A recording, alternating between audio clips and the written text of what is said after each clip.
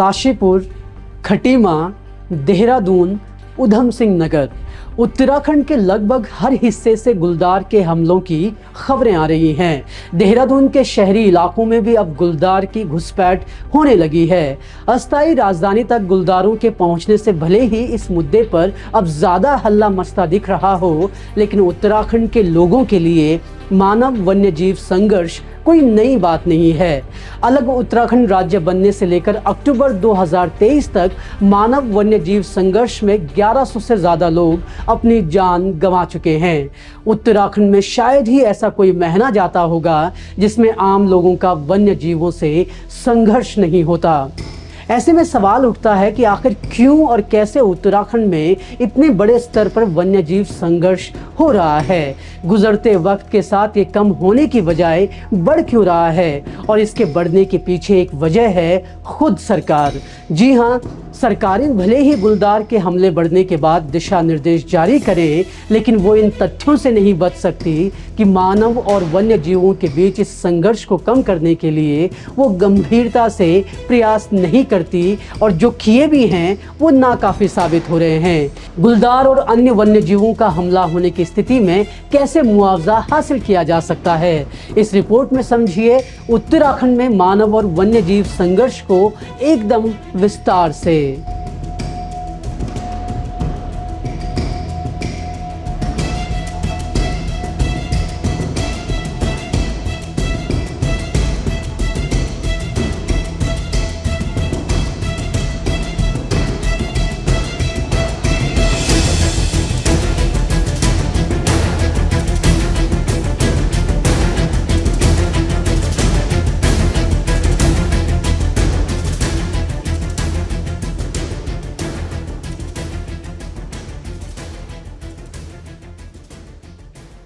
आगे बढ़ने से पहले इस रिपोर्ट को लाइक और शेयर जरूर कर दें, क्योंकि इसमें हम आपको मानव वन्यजीव संघर्ष की हर एक बात बता रहे हैं। खैर, पिछले दिनों जब गुलदार देहरादून के रिहायशी इलाके में घुस आए तो हड़कंप मच गया। राजपुर रोड पर गुलदार ने एक बच्चे को घायल भी कर दिया।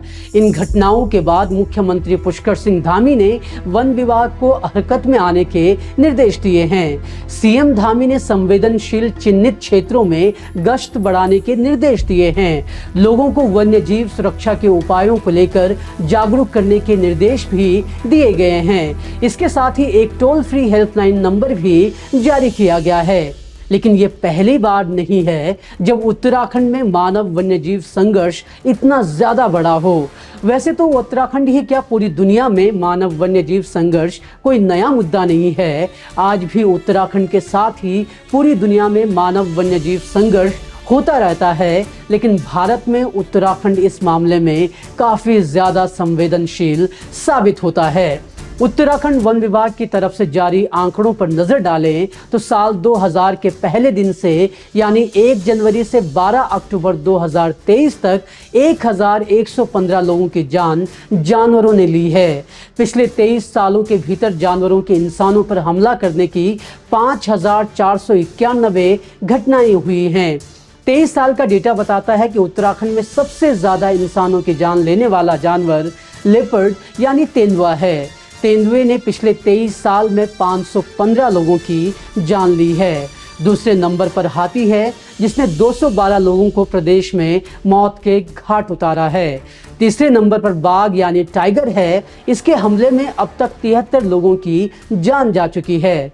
इसके अलावा भालू के हमले में 62 लोग, तो वहीं कोबरा के डसने से 216 लोग जान गंवा चुके हैं और अन्य जानवरों के हमलों में 37 लोगों की मौत हो चुकी है। ऐसा नहीं है कि संघर्ष की कीमत सिर्फ इंसानों ने चुकाई है। 2001 से 2022 के बीच राज्य में 76 गुलदार मानव जीवन के लिए खतरा घोषित कर मारे गए। 2022 में ही 3 गुलदार मारे गए।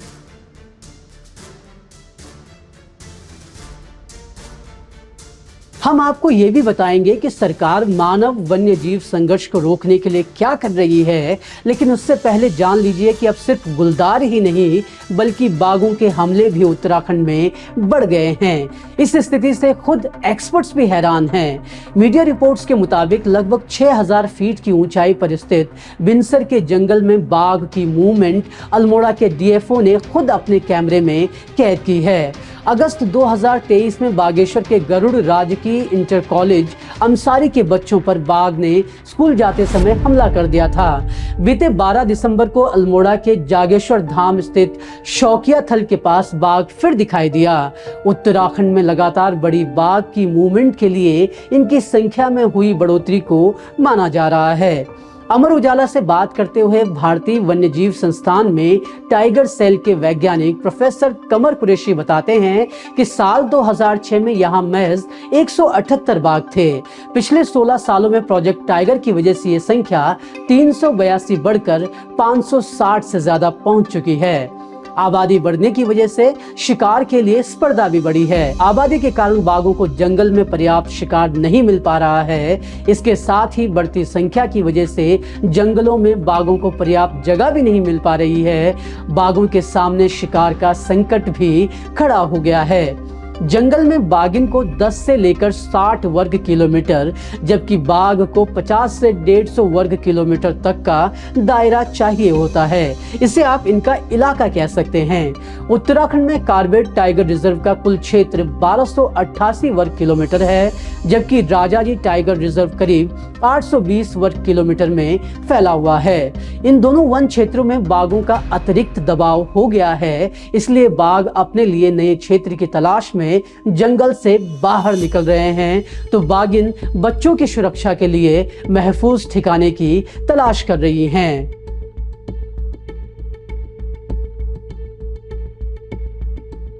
मानव वन्यजीव संघर्ष बढ़ाने के लिए हम खुद कैसे जिम्मेदार हैं, उस पर भी बात करेंगे, लेकिन पहले जान लीजिए कि ये संघर्ष बढ़ने की एक वजह खुद ये जानवर हैं। प्रोफेसर कमर कुरैशी कहते हैं कि जंगलों में बाघों के बीच अस्तित्व के लिए लड़ाई शुरू से होती रही है। जंगल का नियम है कि यहाँ जो शक्तिशाली होगा वही उस क्षेत्र में राज करेगा। इसके चलते जवान नर बाघों ने ताकत के बलबूते अपनी टेरिटरी यानी क्षेत्र बना लिया है। इसमें वो किसी और को घुसने नहीं देते। इससे खासकर उम्रदराज बाघों के लिए संकट खड़ा हो गया है। आबादी काफी बढ़ने के कारण बाघों के बीच एक तरफ संघर्ष की स्थिति बढ़ गई है, तो दूसरी तरफ उम्रदराज बाघों को शिकार के लिए भी परेशान होना पड़ रहा है। कई दिनों तक भूखे रहने पर मजबूरन बूढ़े बाघ जंगल छोड़कर गांवों का रुख करने के लिए विवश हो रहे हैं। कुरैशी कहते हैं कि जंगलों में संख्या अधिक होने के कारण ही कई बाघ पहाड़ों का रुख कर रहे हैं। बाघों को पहाड़ों की चढ़ाई वाली परिस्थितियां पसंद नहीं होती हैं। इसके बाद में शिकार और आश्रय की तलाश में वो पहाड़ों पर चढ़ रहे हैं। वहीं बात करें दूसरी वजहों की, तो जिस तेजी से मानव बस्तियों का विस्तार हो रहा है, तो उसकी वजह से वन्य जीवों का क्षेत्र लगातार कम होता जा रहा है। पर्यावरण और प्रकृति के मुद्दे पर लिखने वाला पोर्टल मोगाम्बे ने एक्सपर्ट के हवाले से लिखा है कि गुलदारों के हैबिटेट का कम होना और उनकी एक से दूसरे जंगल में आवाजाही के रास्ते बाधित होना भी इस संघर्ष के बढ़ने की वजह है।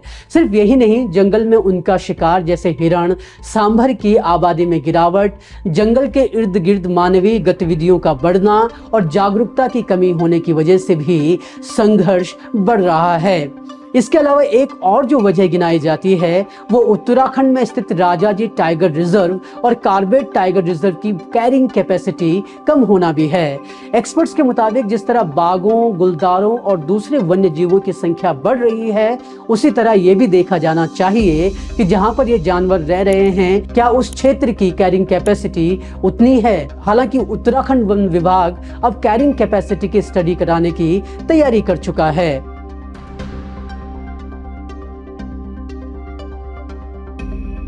उत्तराखंड में मानव वन्यजीव संघर्ष को कम करने में सबसे अहम भूमिका वन विभाग की है, लेकिन वही इसे रोकने के लिए पूरी तरह तैयार नहीं है। मोगाम्बे हिंदी की एक रिपोर्ट के मुताबिक वन विभाग के पास सिर्फ बेहतर संसाधन ही नहीं बल्कि मानव संसाधन की भी कमी है। मोगाम्बे हिंदी से बात करते हुए पौड़ी के चौबट्टा खाल क्षेत्र की रेंजर सुचि चौहान बताती हैं कि हमारे यहाँ रैपिड रिस्पांस टीम बनाई गई है जिसमें यहाँ के कर्मचारी ही शामिल हैं, लेकिन कर्मचारियों की सुरक्षा के लिए हेलमेट या अन्य जरूरी उपकरण है ही नहीं। स्टाफ की कमी है वो अलग। वन्य जीव का हमला होने पर एक फॉरेस्ट गार्ड एक लाठी के सहारे शाम के समय गश्त करता है। उसे जंगल में आग पर नियंत्रण, वन्य जीव और वन संरक्षण जैसे काम भी करने होते हैं। सुचि बताती हैं कि दम देवल फॉरेस्ट रेंज में 9 बीट हैं। एक बीट में 500 से 2000 हेक्टेयर तक का वन क्षेत्र है। करीब 1000 हेक्टेयर वाले चौबट्टा खाल क्षेत्र की बीट में 100 से ज्यादा गांव हैं जिनकी जिम्मेदारी महज एक फॉरेस्ट गार्ड पर है। वो कहती हैं कि गुलदार से बचाव के लिए जरूरी लैंटाना जैसी जंगली झाड़ियों की सफाई के लिए 1.5 साल से कोई बजट ही नहीं मिला है। 31 अक्टूबर 2023 को छपी दैनिक जागरण की एक रिपोर्ट भी इस तरफ इशारा करती है। रिपोर्ट के मुताबिक गढ़वाल वन प्रभाग में न तो बाघ संरक्षण के लिए किसी तरह के बजट की कोई व्यवस्था है और न ही ऐसे संसाधन मौजूद हैं जिनसे बाघ पर नजर रखी जा सके। रिपोर्ट में बताया गया है कि गढ़वाल वन विभाग के पास पर्याप्त संसाधन है ही नहीं। रिपोर्ट के मुताबिक गढ़वाल वन प्रभाग की दीवा रेंज में न तो पर्याप्त मात्रा में कर्मी हैं और ना ही बंदूक उपलब्ध हैं। जब क्षेत्र में बाघ की सक्रियता पर गश्त शुरू हुई तो अन्य रेंजों से 2 बंदूकों का प्रबंध किया गया। बाघ पर नजर रखने के लिए ड्रोन भी CTR से मंगवाना पड़ा।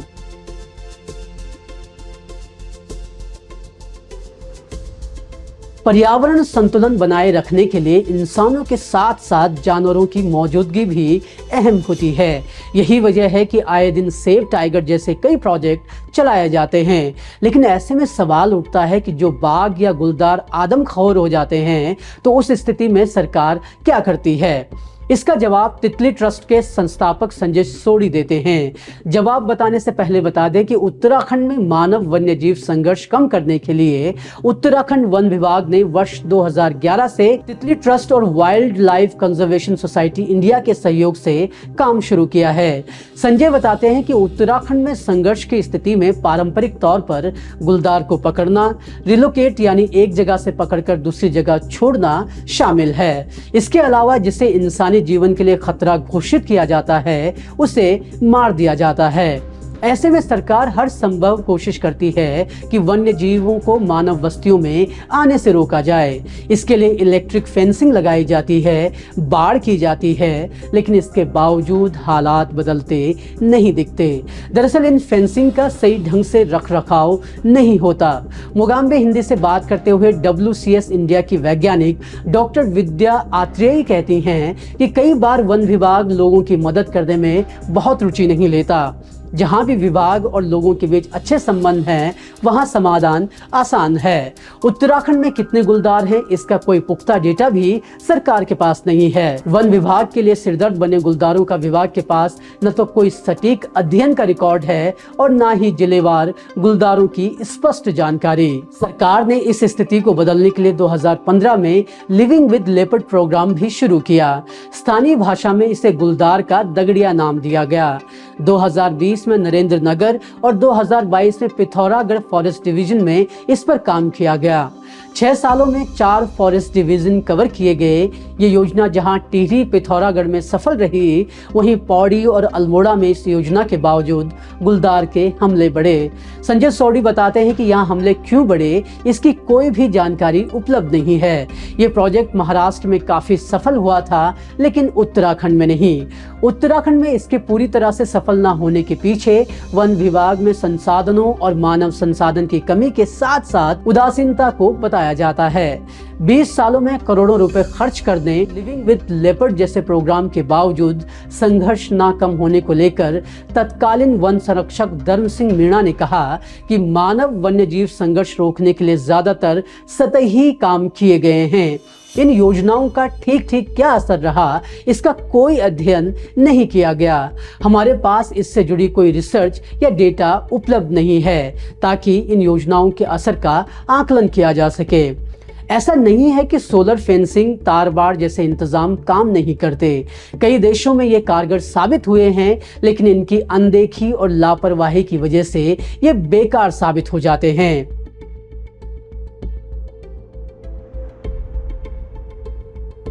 कुरैशी कहते हैं कि लगातार बढ़ रही बागों की संख्या और गांवों में होते बागों की आवक को रोकने के लिए बाग संरक्षित क्षेत्रों को बढ़ाना होगा।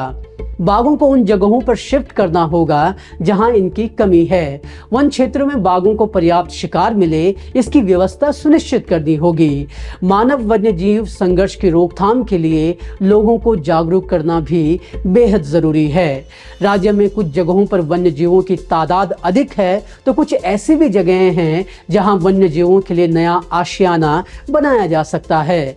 कार्बेट में कुछ जगह बाग काफी अधिक हैं, वहां और अधिक बागों के लिए जगह नहीं बची है, जबकि उसकी तुलना में राजाजी पार्क में बाग कम हैं। नंदौर वाइल्ड लाइफ सेंचुरी की भी कैरिंग कैपेसिटी बढ़ाकर बागों को शिफ्ट किया जा सकता है। इससे वन्य जीवों के लिए भोजन और क्षेत्र की कमी नहीं होगी, जिससे वे रिहायशी इलाकों की तरफ रुख नहीं करेंगे। खैर, उत्तराखंड सरकार ने ये तो कहा है कि वो 20 साल की डेटा का अध्ययन करेगी और फिर अगले 10 साल की योजना बनाएगी। हालांकि ये कब तक होगा, कैसे होगा, इसका कोई ब्लूप्रिंट फिलहाल तो नजर नहीं आता।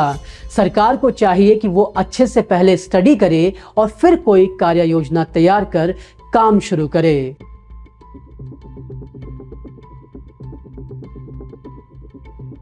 वन्यजीव संघर्ष में नुकसान होने पर सरकार मुआवजा भी देती है। अगर कोई व्यक्ति इस वन्यजीव संघर्ष में आता है या कोई पालतू पशु घायल हो जाता है या मर जाता है तो सरकार मुआवजा देती है। सरकार ने जंगली जानवरों की एक सूची बनाई है। इसमें बाघ, तेंदुआ, हाथी, भालू, जंगली सुअर, लकड़बग्गा, सियार, भेड़िया, गेंडा, जंगली कुत्ता, मगरमच्छ एवं घड़ियाल शामिल हैं। अगर इन जानवरों के हमले से किसी व्यक्ति की मृत्यु हो जाती है या फिर कोई व्यक्ति विकलांग हो जाता है तो सरकार की तरफ से 5 लाख रुपए का मुआवजा दिया जाता था।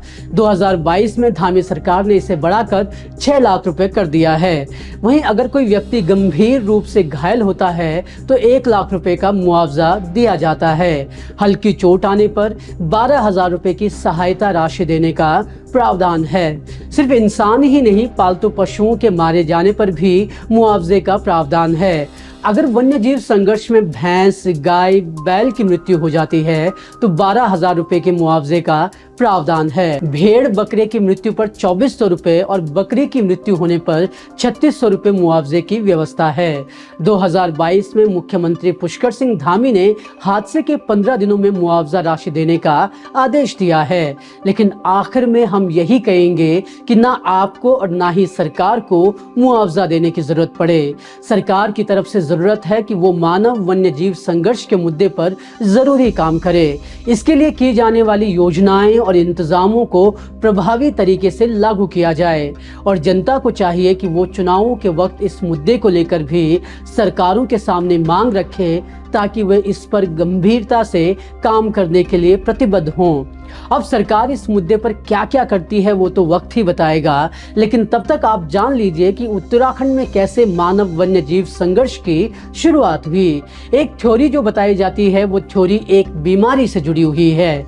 क्या है वो बीमारी, देखिए हमारी इस रिपोर्ट में। तब तक इस रिपोर्ट को लाइक शेयर जरूर करें और अगर आपको हमारा काम पसंद आता है तो चैनल को सब्सक्राइब करना ना भूलें। धन्यवाद।